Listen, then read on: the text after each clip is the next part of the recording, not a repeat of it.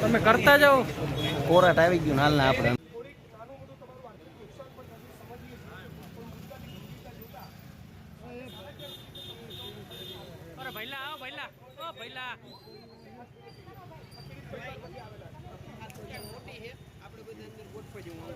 ન્યાય મળે એના માટે 25 તારીખે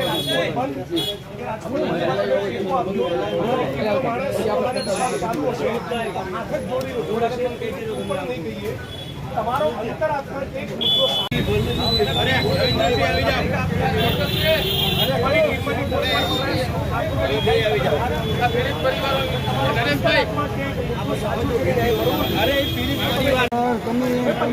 રાજકોટમાં અગ્નિકાંડના પીડિતોને ન્યાય મળે એના માટે સહકાર આપજો વિનંતી કરીએ છીએ.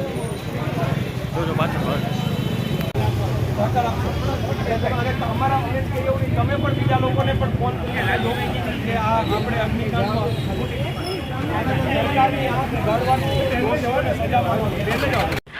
25 તારીખના રાજકોટ બંધના એલાનને રાજકોટના દુકાનદારો વેપારીઓ એમનો જબરદસ્ત પ્રતિસાદ મળી રહ્યો છે. છેલ્લા 20-22 દિવસથી આપ સૌ જાણો છો અમે રાજકોટમાં રાત દિવસ મહેનત કરી રહ્યા છીએ. આજે બહુ કમનસીબી છે કે પીડિત પરિવારો જેમણે પોતાના સ્વજન ગુમાવ્યા એણે પણ હાથમાં પત્રિકાઓ લઈને દુકાનદારોને આજીજી કરવી પડે કે પ્લીઝ અમને ન્યાય મળે એના માટે મદદ કરજો, રાજકોટ બંધ કરજો. આ રાજ્યની સરકાર માટે, પોલીસ માટે લજ્જાનો વિષય હોવો જોઈએ.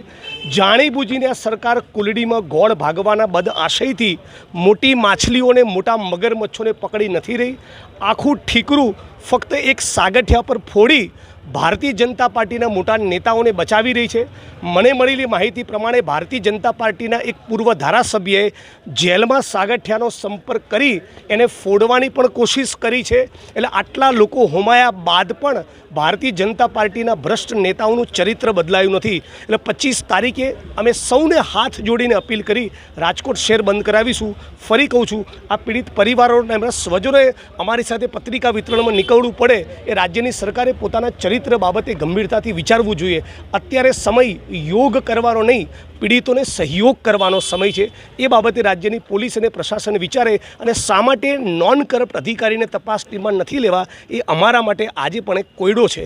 શા માટે તમે ભ્રષ્ટ અધિકારીઓ જોડે તપાસ કરાવવા માગો છો? આ પોતે ઘણું બધું કહી જાય છે. ઓકે જિગ્નેશભાઈ.